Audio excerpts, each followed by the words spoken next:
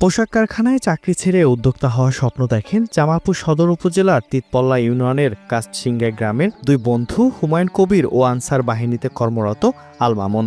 YouTube দেখে উদ্বুদ্ধ হয়ে 2017 সালে একটি ইনকিউবেটর মেশিনে 100 টার্কির ডিম দিয়ে শুরু করেন বাচ্চা ফোটানো। প্রথমে টার্কির বাচ্চা ফুটিয়ে লাভের মুখ না দেখলেও হতাশ না হয়ে দেশি জাতের মুরগির ডিম ফোটানো শুরু করেন এই দুই তরুণ উদ্যোক্তা। সফলতা আশায় বাণিজ্যিক আকারে শুরু করেন দেশি মুরগির বাচ্চা উৎপাদন। আমরা প্রথমে ইউটিউব থেকে আমরা এই মুরগির ব্যবসা শুরু করি এবং ইউটিউব থেকে বিভিন্নভাবে এটা হেল্প জানতে পারি যে মেশিনগুলো কীভাবে বানাইতে হয়। ওইভাবে আমরা কন্ট্রোলার বিভিন্ন কিছু কিনে অ্যাক্সেসরিজ কেনার পর আমরা ইনকিউবেটর তৈরি করি। এখন বর্তমানে আমার প্রায় 30 থেকে 40টা মেশিন, প্রত্যেকটা মেশিন 2000-3000 ক্যাপাসিটি। আর আমি মাসে প্রায় 40 থেকে 50,000 বাচ্চা সারা বাংলাদেশ এখন আমি সেল করি। আমরা ইনশাল্লাহ খুব ভালো আছি। এখন আমাদের দিন দিন আমাদের উৎপাদনগুলো বৃদ্ধি পাইতেছে, আমাদের মার্কেট পরিস্থিতিও বাড়তেছে। ইনশাল্লাহ আগের চেয়ে আমরা খুব ভালো আছি। এখন আমাদের দিকে কমসে কম প্রায় 4 থেকে 500 মেশিন আমাদের এলাকায় চলে। 100 ক্যাপাসিটির একটা হেচারি দিয়ে আমি আর আমার বন্ধু ব্যবসা শুরু করি, অত্যন্ত ছোট আকারে। তো তারপর প্রথম অবস্থায় বুঝতেই পারেন যে আপনারা সবাই প্রথম অবস্থায় আসলে একটা বিজনেস করতে গেলে তখনই সফলতার মুখ দেখা যায় না। এর পিছনে আমরা অনেক পরিশ্রম করছি। প্রথম অবস্থায় হয়তো একটু লস হয়েছে, পরবর্তীতে গিয়ে আবার একটু লাভের মুখটা দেখতে পাচ্ছি।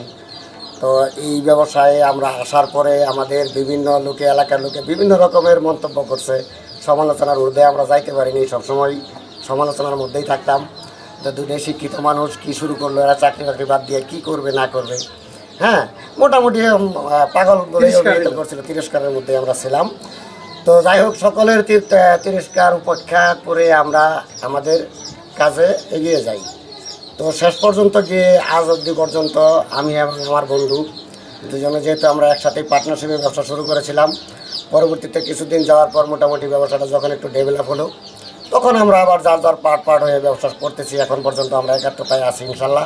এদিকে সরকারি পৃষ্ঠপোষকতা, কারিগরি সহায়তা ও ঋণ সুবিধা পেলে এই ব্যবসার আরও প্রসার ঘটবে বলে জানান কাশছিঙ্গা গ্রামের অন্যান্য উদ্যোক্তারা। আমাদের এই এলাকায় প্রায় ঘরে ঘরেই দেশি মুরগির বাচ্চা হ্যাচারি আছে বা ফুটাই।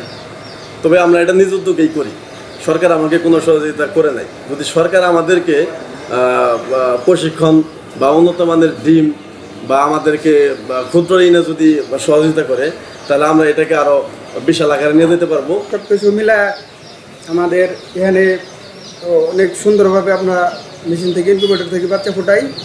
যদি সরকার আমাদের আর একটু অত্যাধুনিক প্রযুক্তি দ্বারা আমাদের সহায়তা করে, তাহলে অবশ্যই আমরা আরও ভালো আগাইতে পারবো। 70 থেকে 80 হাজার পরিমাণে ডিম বসানো হয় এবং এইখান থেকে আমি 50 থেকে 60 হাজারের মতো আমি বাচ্চা পাই প্রত্যেক মাসে। তো এখানে আমার ইনভেস্ট করা লাগে 4 থেকে 5 লাখ টাকা ইনভেস্ট করা লাগে। এখান থেকে আমি 6 থেকে 7 লাখ টাকার মতো এখান থেকে আমি টোটাল বিক্রি করা অবশেষে আমি পাই। যখন 21 দিন সময় হয়, মানে 21 দিন যখন পার হয়ে যায়, যখন আমরা দেখি যে বাচ্চা আমাদের বের হবে, তখন আমরা বুডার সিস্টেম করি।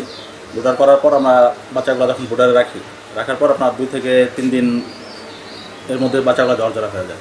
যখন ঝরঝরা হয়, তখন আমরা বাচ্চাগুলো বিভিন্ন পাইকারের মাধ্যমে বা খুচরা কাস্টমার যখন বাংলাদেশের বিভিন্ন জেলা থেকে ফোন দেয়, তখন তাদেরকে আমরা হ্যান্ড ওভার করি। জেলা প্রাণী সম্পদ কর্মকর্তা জানান, জামালপুর সদর ও সরিষাবাড়ী উপজেলায় বেশ কয়েকজন উদ্যোক্তা দেশি মুরগির বাচ্চা উৎপাদন করে লাভবান হচ্ছেন। তাদের প্রশিক্ষণ ও ঋণ পাওয়ার জন্য সহায়তা করা হবে। প্রাণী সম্পদ বিভাগের পক্ষ থেকে তাদেরকে প্রয়োজনীয় টেকনোলজি এবং আধুনিক প্রযুক্তিতে দেশি মুরগি লালন পালন করে লাভবান হওয়া যায় সেই ব্যাপারে আমরা সার্বিকভাবে প্রশিক্ষণ দিয়ে আসছি।